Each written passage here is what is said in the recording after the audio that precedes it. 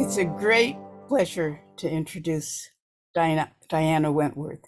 Diana is an amazing elder who is spreading love and always has wherever she goes, both by creating groups which come from the heart and also literally with food. She's, you may not know, but she has uh, worked with many different nationalities of food and brought people together. And I think 31 cookbooks she's written. So this is a part of Diana you may not know. Her new quest is to help us see beauty in our lives and wherever we go. And I welcome Diana, and I'm happy to introduce her to you. And I can't wait to hear about beauty. Thank you, Precious Afton. I'm so delighted with you as a friend. So let me begin with some words from John O'Donoghue's book called Beauty, the Invisible Embrace. He says, beauty is a gentle but urgent call to awaken. O'Donoghue opens our eyes, hearts, and minds to the wonder of our own relationship with beauty by exposing the infinity and mystery of its breadth. His words return us to the dignity of silence, profundity of stillness, power of thought and perception, and the eternal grace and generosity of beauty's presence. In this masterful and revelatory work, O'Donoghue encourages our greater intimacy with beauty and celebrates it for what it truly is, a homecoming of the human spirit. So that sets the tone for what is happening here. And I want to tell you about the process that I've been going through now that I'm 82 and realizing that I'm being called to downsize my life completely, to give away almost everything, to live in a state of voluntary simplicity, and really mind the meaning of my life by looking at what I want to keep and what matters as I go forward. So there was a time when I was feeling really lost. As you may know, I've spoken here about Expect Magic. It was a book I was working on for 5 years.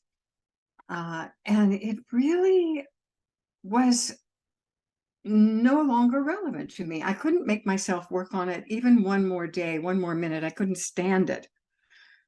And I kept asking myself what that was about. And what it was about really is that there are hundreds of thousands of people talking about manifestation and the law of attraction and all of that.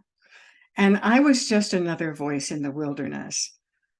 I had my own unique relationship, I think, that I wanted to share about my own interaction with the divine and how I tune in and how I ask questions and how I feel guided, and all sorts of magic and miracles show up in my life. But those stories just lost all interest for me. And I was really, really wondering what to do. And so Robin Mullen and I have a group of women that go through a year, and we look at what we want to create as an encore in our life and what our life has been about and what is meaningful now and what we want to focus on as we go forward. And I was so lost that I finally just said to the group, okay, you guys, I need your input. I need you to tell me what you think I should be speaking about or what my message is. And Mary Kelly piped up, as she always so graciously does. And she said, I'm telling you for the umpteenth time that you need to be talking about inner and outer beauty. And I noticed my reaction was the same as it had always been before. It was always, I just poo-pooed that idea because I was looking at beauty as the world defines it, through the commercialism and what is put out there as standards of beauty and physical beauty and visual beauty and all of that. And then I just realized that there was something there. And so I was going to spend the weekend with my daughter, and I said to her, kind of jokingly, I said, Mary Kelly thinks I should be talking about beauty. And she looked at me in the strangest way. And she said, well, Mom, duh. And I thought, what are you talking about? And this is where it really, I began to kind of wake up. Robin had asked me to speak about beauty as a subject for the Inside Edge for a recording, and I had resisted it at that time. And I began doing some research, and I found only 2 books on beauty, on the energy of beauty, or the vibration of beauty, the frequency of beauty. And it really made me realize why I had set aside this whole thing about manifestation, that there was really no voice for what beauty really is in this world. And that nobody, I don't know of anybody who's talking about it the way I'm going to be talking about it today, because this has become hugely important to me. So one of those books was called Beauty in the Soul, and it's by a man named Piero Ferruci. And the other one was by John O'Donohue on Beauty, the Invisible Embrace.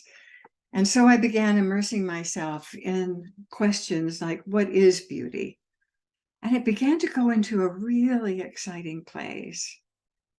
I began to realize that it was encounters with beauty that awakens us.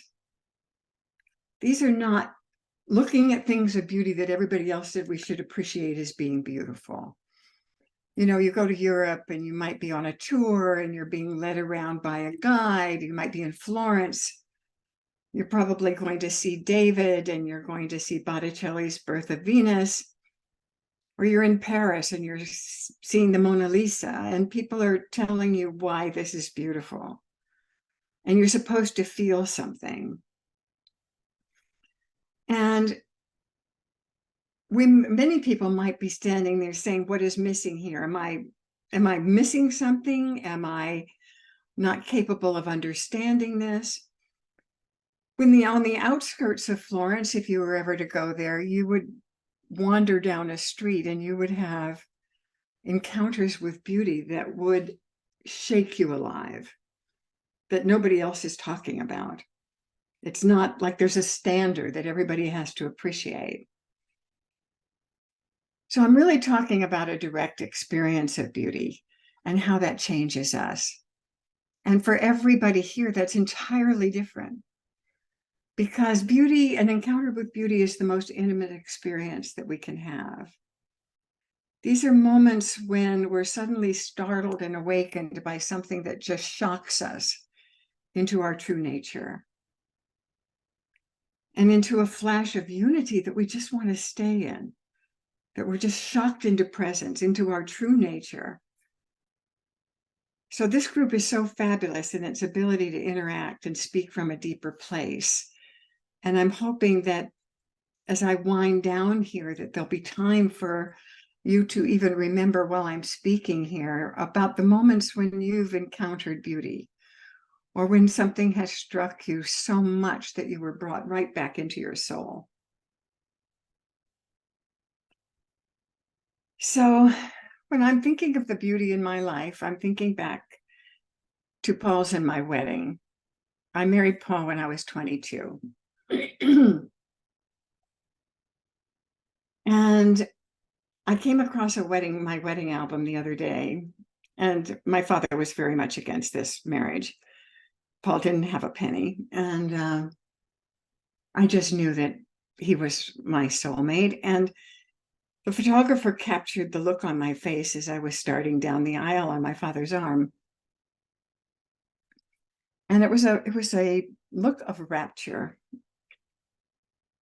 And the minister said some words that just struck both of us so deeply. He said, your marriage will be your ministry.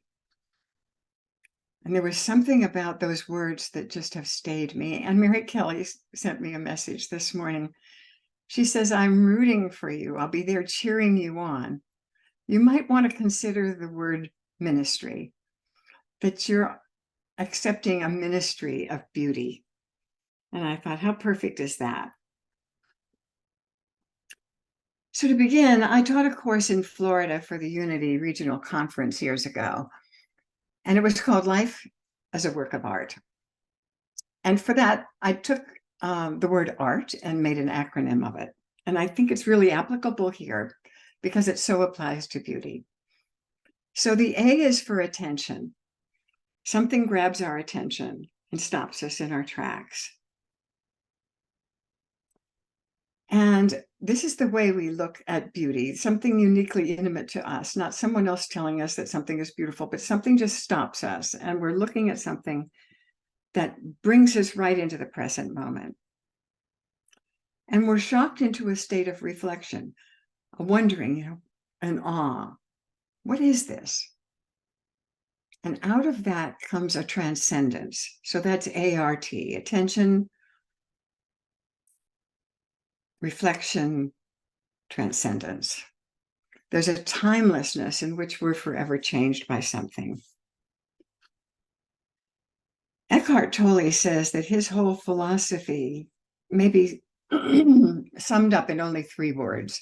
And those 3 words are one with all. So that moment when we are brought back into our true nature, we are one with all. We're part of everything. And we're not talking about beauty as the world tells us that we have to see it. The icons of beauty, like the Kardashians with their superficial so-called beauty, with artificially inflated lips and hips or glamour. We're really talking about an encounter with the divine in ourselves, which is the most precious thing of all. So I'm asking you to remember what has shocked you into that awareness, your connection with everything. And we'll open that discussion in a minute here.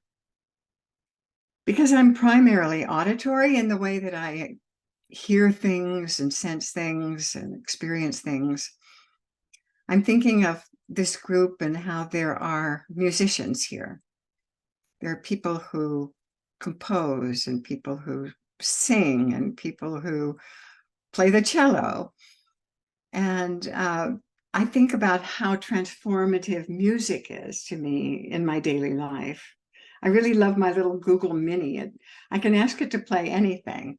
And once I seed it with something that I want to hear, it then goes on to play all sorts of other things in that same genre. And I can even ask it what it's playing so that I can keep a list of the music that just so transforms the way I'm feeling and that enhances my life so much. And I was even thinking if I could go back and be with Paul, even for an hour, that I would go back to an evening, several evenings that I remember. We would spend our days writing, or at least I'd be writing, and he might be sitting in a chair right next to me, just supporting me in what I was doing, just sitting there quietly. And then when the day was over, he would sometimes go in the living room and pat the place next to him on the couch. And he would put on some music. He would put on La Boheme, or he would put on La Traviata. And he would put his arm around me and we would sit there transfixed by the music and go into a transcendence that was so deep and so full of beauty. And if I could just go back and experience 1 hour with him, that's the way I would spend that hour. So what I want to do today is talk about moments of beauty. And those of you might have been touched by a memory where you've been shaken awake by an encounter with beauty. Like I was shaken awake in Florence one day. I was only, 20 years old, perhaps. We were in the Pitti Palace. And I was with my mother and she'd wandered off and I rounded a corner and all of a sudden there was this immense painting in front of me. And it wasn't even hung on the wall. It was so large that it was just leaned against the wall. And I found out later that it wasn't even considered an important painting.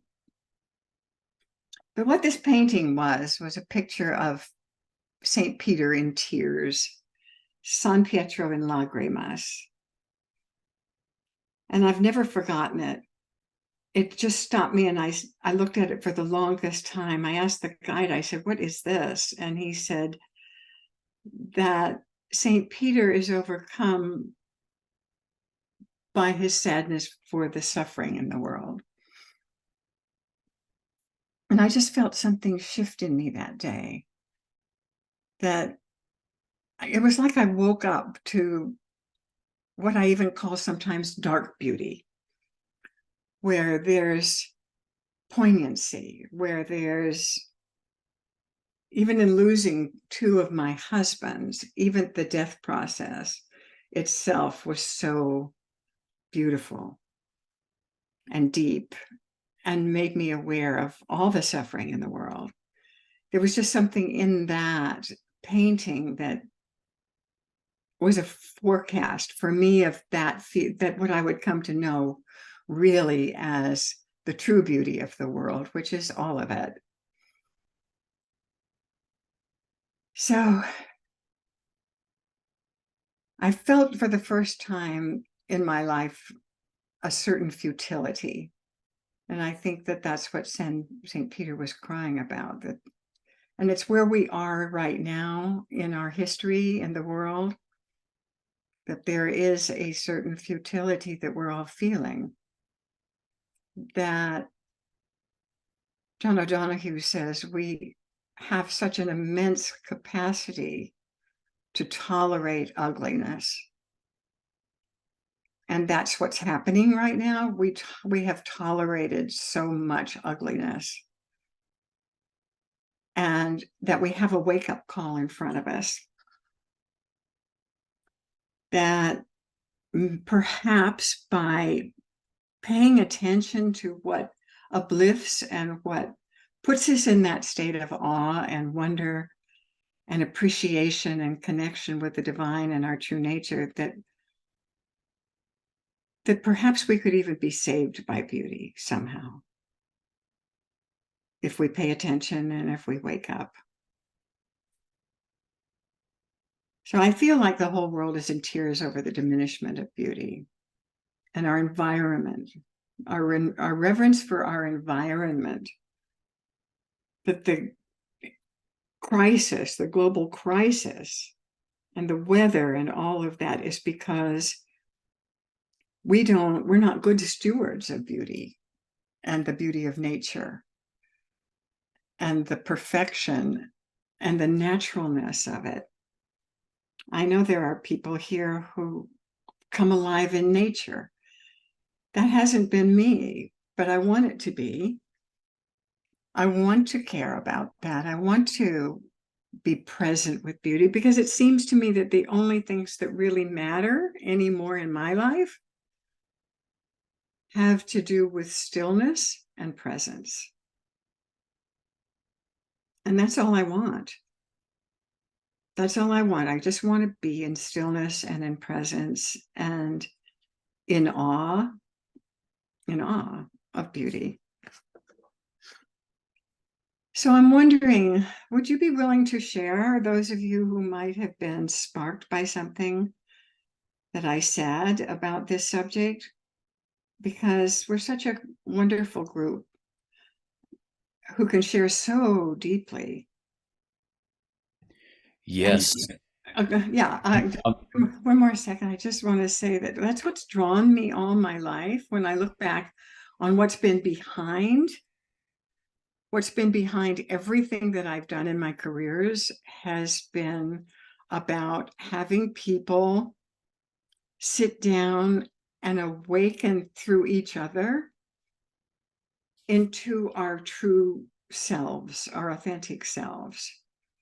That people would walk into the Inside Edge maybe with their business cards or an idea that they would get some advantage out of networking. But what really happened there, because we would listen to somebody who would spark our imaginations and we would begin speaking in a deeper way to each other, that like this whole new world would waken up, and that people would connect on such a deep level that their lives would be forever changed by knowing each other in a deeper way. So that's really what I'm inviting right now. I want this to be an invitation to everyone here to begin a deep dive into beauty and all of its aspects. And thank you, Bill. We can open it now to whatever anybody wants to say. Well, Diana, I was going to ask if you would like to call on people, or if you would like Linda or myself to, because there's a Well, lot of hands.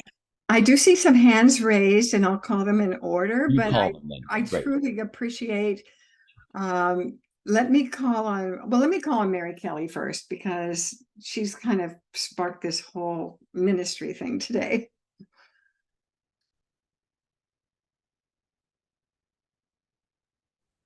Yes, because I love to brainstorm with you, but you have taken it and run with it. You are nailing it here. Thank You you. are nailing it. Anyway, I would just like to say I went to see the movie Golda last night, about Golda Meir, and the wars in the Middle East, and it was a horrifying movie. I mean, intensely terrifying, scary. You felt like you were in the middle of these wars. I had to cover my ears most of the time because it was so loud and so scary, and people were dying and screaming. But at the same time, it was great art. I mean, this movie is a piece of art and is profound and worth seeing. And afterwards, it generated a lot of conversation between my friend Sarah and I as we talked about it. And we both realized that we had leaned our entire life into creativity as an antidote to the sides of humanity that are not so beautiful. I mean, the fact that we have to fight each other like this, the fact that we have to kill each other like this is pretty horrifying and true, and dark beauty in some way, perhaps, that I haven't seen yet.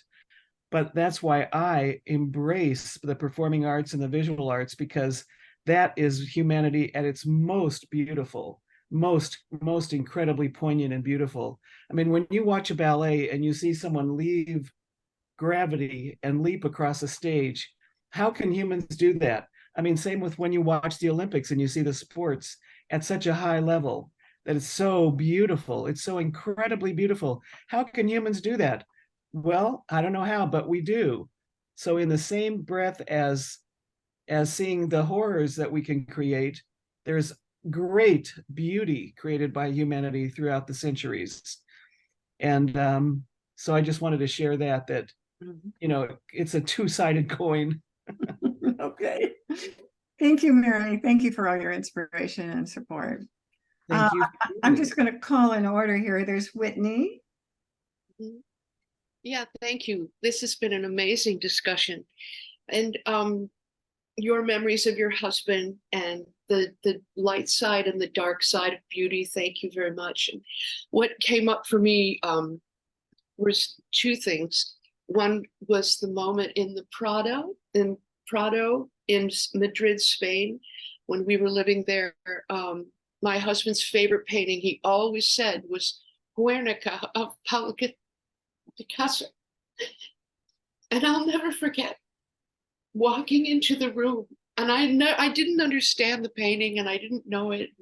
I just heard it. It was like, there it was in all its glory, huge. I had no idea how huge it was. And it just took my breath away, and I couldn't move for like, I don't know, it felt like 5 minutes. And it is the horror of war and learning the story behind the painting. I'm just overwhelmed in the memory of it. And the other night, the other side of a recent experience of beauties, I hosted a dinner, and it was a lot of work and a lot of fun. And finally, late at night, driving home, what's on the radio to float me back to my home was Brahms, and it was a piano quartet, the second movement, that is a slow cello solo. And I worked very hard on that solo and performed it. And it was just, it felt like a gift from the universe. It just felt like you're okay. Thank you. You did a good job. For me, to be able to hear that melody as after a long day and of hosting a dinner, and it's almost the same experience, and yet two opposite sides of humanity. Mm-hmm. So Mm-hmm. Thank you, Whitney. That was just exactly what I hoped I would hear. Okay, Thomas, Dr. Thomas. Thank you. So when you prompted us, the first thing I thought of was, well, actually, I have four things came to mind, but the first thing that occurred to me was the first time I heard the Beatles play, and they were doing I Want to Hold Your Hand. And I had the experience of oneness, that all of us in the audience were together. The boundaries had disintegrated. There was a sense of oneness and surprise and transcendence. It felt life-changing, and we were all participating in it together and transported in joy and love and surprise, but unified in it. And that's true of the other instances that I subsequently came up with, one of which was the March on Washington against the Vietnam War. Did all these thousands and thousands of people in unity, surprisingly transporting for a good cause. I mean, something beautiful that was bringing us together and was transcending my little self and our little selves. And the other was when my son was born. Taylor was a newborn baby. Same experience. All the boundaries, the differences melted away. Had a sense of oneness and awe and surprise and being transported. So they all, and I've got others too, but they all have those same characteristics. Mm-hmm. So I really love you calling our attention to the qualities of the encounter. Mm-hmm. Awesome encounter. So thank you. Thank you for using the word surprise, because I hadn't used it yet, but there is that element of surprise. This is something that suddenly wakes you up. It just suddenly grabs your attention, and it suddenly shifts you into your deepest self. Afton, my beautiful friend. You're muted, darling. Sorry. First of all, thank you for sharing from your personal journey. That made it just really a beautiful experience. I have had so many moments of that, but the first thing I want to say is I think it's a choice we make. At any moment we can make that choice. For instance, when I go for a walk, I can choose to put all my attention on the beauty around. And when I see everyone on a phone or listening to a book or whatever, it's distracting from the opportunity to let in the beauty that's all around. We can walk right by a wonderful painting and not see it, or we can stop in front of it and let ourselves experience the beauty. Also in film and music and dance and cinema. Well, I said cinema. I think the darkness that comes through is just as beautiful as the positive.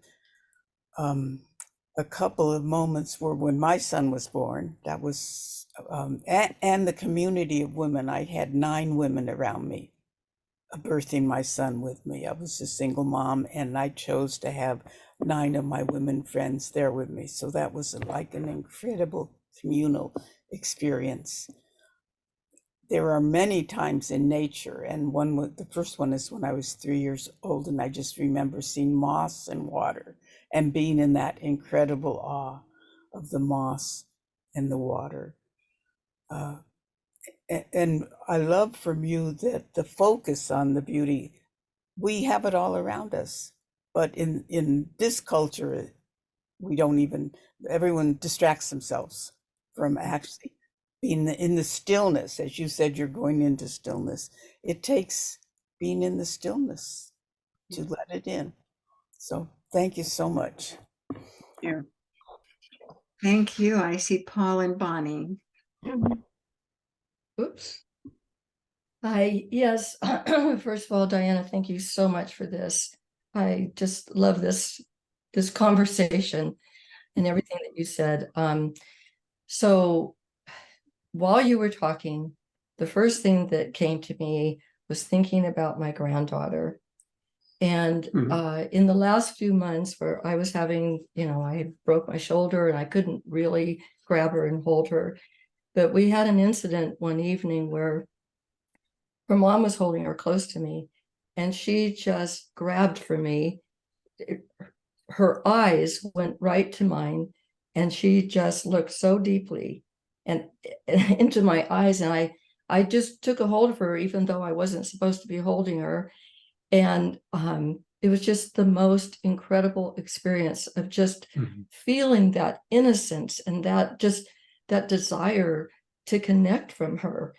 And then the thing that I thought of along with that was when I first looked into my son's eyes when he was first born, and there he was in all of his innocence and all of the love and the joy that was there. And then from that too, I thought about my experience at the University of Santa Monica, when at the end of every single weekend, we would go around the room and we would just gaze into each other's eyes. And there has really never been anything to replace that for me. And I've longed for that. I actually had the thought, maybe all of us as a group could do that sometime, because there's no need for words. It's just that looking into someone's soul and seeing their beauty and letting them see you. And so I just wanted to share that. That's what came forward for me. Thank you again, Diana. Thank you. I have something too while we're here. Okay. I will get to you. I'm going right now in order with people raise their hands. So I'll remember to come back to Michael. Brooke, what did you want to say? Michael? Wow. What Diana, you're such a trip. You just take a trip. You're really a trip. And you and I have had a lot of great fun together. This is your topic might be beauty as intervention. In terms of music, I thought the first thing I thought immediately of John Coltrane's version of My Favorite Things, which hopefully some of you know. It's about 11 or 12 minutes long, and it's extremely emotional, and it plays the melody, and then that kind of jazz is very cacophonous in the middle, and then comes back to the melody at the end. And if you've never heard that, it's just fantastic. And then in terms of art, I was at the DeYoung Museum in San Francisco one time, really into Rembrandt. I was just totally loving the depth of his paint and the precision of his brushstrokes and the beauty of, you could feel how much he loved his subject. And then I was really yearning, but I wanted to see that in a modern sense, not 400 or 500 years old. And I had a yearning I wanted to find this. And I went to the different parts of the museum and I couldn't find it. And then I gave up, and then we were leaving and went through the bookstore, and I saw this little postcard from Salvador Dali. It's called Soft Construction with Boiled Beans, Premonition of a Civil War. And it's this, and it just, I was so pleased that I'd found what I was hunting for. And then I became a real Dali devotee in terms of loving his painting and all the things that he writes and reads. And you could certainly say that Dali is a warrior for beauty, for life as beauty, for beauty in painting. So those are just some pieces of a lot. Beauty is a life well lived. Yeah. Thank you. That's beautiful. I love that. Michelle, my love. Yeah. Well, Diana, my God. Thank you. Thank you. Thank you. As you were speaking, I was reminded of how come I love Barbara Cooney's Miss Rumphius so much, the story, which I've shared across the Soviet Union. It's always been a part of all of my workshops. And in this book, little girl, she's Alice when she's young, and she loves her grandfather. And she says, "Oh, grandfather, when I grow up, I want to travel to faraway places. And then when I get old, I want to have a house overlooking the sea." And he says to her, "That's all fine and well," he said, "but there's a third thing you must do." She said, "What's that?" He said, "You must do something to make the world more beautiful." And in her later years, she ends up planting lupins, flowers, to make the world more beautiful. And Diana, I am reminded that, and I ask myself all the time, am I doing something to add beauty to the world? And am I noticing the smallest of things that really move my heart? Because that is what beauty is. It's a whole different definition. And I think what you've brought to us today is an expansion and a deepening of what beauty means, and an opportunity for us to, each of us, reflect on not only the beauty that we notice, but the beauty that we create. So I really want to thank you for the gift of your deep, thoughtful, powerful, and important sharing. And one last note, I did watch the Invictus Games documentary. It's excellent. And what you see there are lives being transformed by our acknowledgement of the beauty within. It's worth watching because it supports what you're saying. What you're saying. Thank you. Thank you, Michelle. Yeah. I see Mary Grace and Sam. I've never called this beauty. I never had a word for it, but somehow it seems to fit here. Mine is really, the words I have used is like the shining darkness. I certainly have joyful moments that I could share about this, but the two of the most impactful, astonishing, surprising experiences have been when I've had my heart broken. Just felt devastated. One was with a love relationship I was in, and I told him at the time, "I've decided to love unconditionally, and you're the one in front of me, so I'm going to do that." And I had no idea if it was going to be a lasting relationship. It turns out it wasn't, but I decided for me that I was going to love unconditionally, completely with my heart open. That was it. I was doing it like I had never done. And I did that. And when we broke up, I remember I would see him sometimes, and I thought, God, I think people could die of a broken heart. I think so. I wonder if I'm going to have a heart attack and die. And then what I started doing was staring at like the back of his head in the pain, inviting the pain in. And what happened was it was transformed. It was transformed. There was a darkness of the beauty. There was I don't really have words for it, but it feels like it fits with what we're talking about here.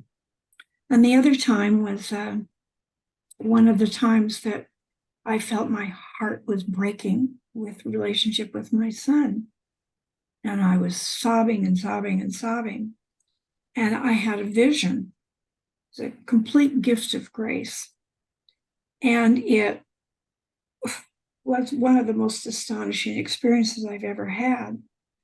And then it was, I don't know how long it lasted, seconds maybe. And then I felt myself kind of slide back into my body. And I was kind of dry-eyed and astonished. So that shining darkness. Mm-hmm. Mm-hmm. You really captured that dark beauty feeling there. Thank you. Bill. Thank you, Diana. First, just a reminder, we have 10 minutes left here. So, but I did have something to add to a moment of transcendence, and somehow, often the tragic and the uplifting exist together. Years ago, I was in the Boston Shakespeare Company, and we had a special presentation of Hamlet where it was being signed for deaf people who were sitting in the closer rows, and we had every piece of dialogue was being signed by deaf actors who were taking those roles. And it made it a little tricky, but we did it. And then at the end, the guy who had coordinated this whole thing on behalf of his organization came up and spoke to the hearing audience and to the performers. We all stood there at the curtain call, and he said, he talked about the divide between the hearing and the non-hearing, and how it's often two different worlds. And he said, and not everybody's comfortable with that. We wanted to appear at the American Repertory Theater at Harvard, and they turned us down. But you have taken us in, and we are one. And he just evoked that moment of unity, and it was the entire audience, and it was all the performers there. We looked at each other's eyes, and it was, yes, we are one and like Tolle, one with all. So it just came to mind as a transcendent moment of love and joy. Thank you very much. I wish we had more time. I know we have very little time left. There's like 4 or 5 more people with their hands up. And these are wonderful windows you are giving us of suddenly experiencing what you experienced with beauty. It's so great. So Rena, I think you're next. Speak quickly. Thank you. I would love to share 3 brushstrokes of beauty that your share has kind of brought up for me. I'm in a desert hot spring right now. Decided to support a friend who has been mourning deep loss, and it's happened to be her birthday. So I'm here, and I was sitting outside during the first part of our meeting here, and looking at the cactus, desert hot spring, the landscape in her, especially in her backyard is just cactuses, which I never really saw the beauty of cactus, their shape and their resilience. And anyway, so I was sitting there appreciating the beauty of cactus, that so easy to ignore. And